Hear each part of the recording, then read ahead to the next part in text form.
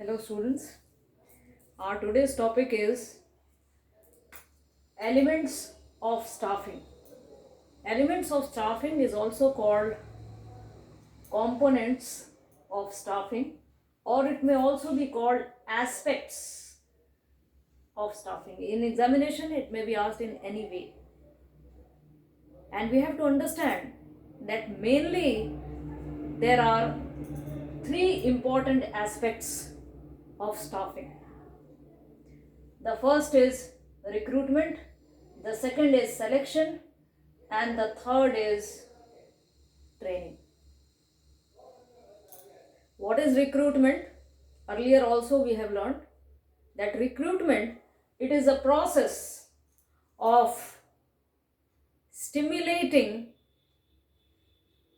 and searching prospective employees to apply for the job in the organization. And that is why we see that recruitment is always considered as a positive step. Why it is called a positive step? Because its aim is to attract number of candidates to apply for the given job. Recruitment is something where we see that if in an organization the vacancy arises, organization certainly tries to attract more and more, you may say, number of applicants or candidates eligible to apply for the job. And that is why it is always considered as a positive step. Very, very important, because sometimes in 1 mark question this is put as a question. Is recruitment a positive step? Why? Yes, it is a positive step because the aim of recruitment is to attract more number of candidates so that the pool of these candidates that may be created in the organization.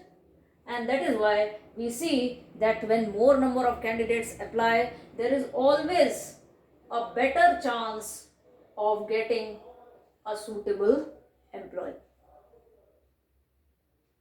So higher are the number of candidates, pool of candidates who have applied, the more will be the chance that the best candidate may be there or best candidate may be selected in the organization. That is why it is always considered as one of the most important element or component.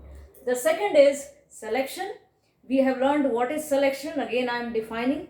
Selection is the process of choosing from amongst those prospective candidates who have applied for the given job in the organization. Now, whenever we say it is a process of choosing from amongst the pool of candidates, always we see that choosing makes this component a negative step, because the aim of selection is to choose the best and reject the rest. So selection is a negative step. Sometimes again 1 mark question may be asked in the exam. Is selection a negative step? Comment. Yes, selection is a negative step because the aim of selection is to get the best candidate out of those who have applied for the job.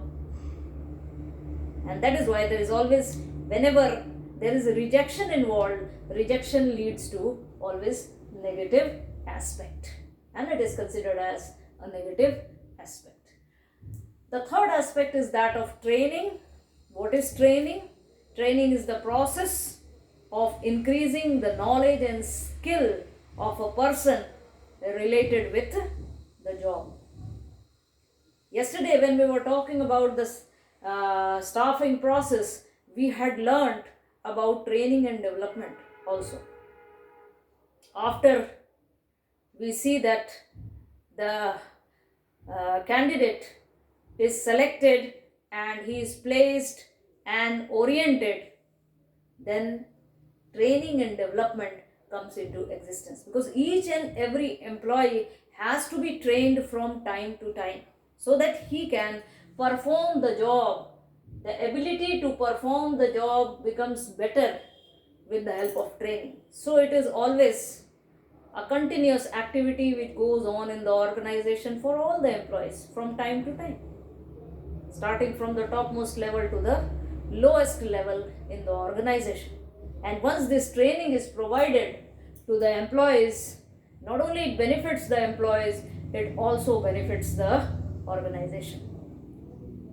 But we have seen, but the way in which the training is given, that may differ. And there are basically two ways we learned yesterday also, on the job and off the job training methods, through which we see the chance to improve the skill of an individual or polish the skill of an individual in the organization can be done with the help of training. And once rigorous training is provided to the person working in the organization, the person becomes perfect in doing the work, and that is always useful for the organization. So these are the three major aspects or important aspects of staffing. We also have to understand that following factors influence the way in which recruitment, selection and training is carried out in any organization.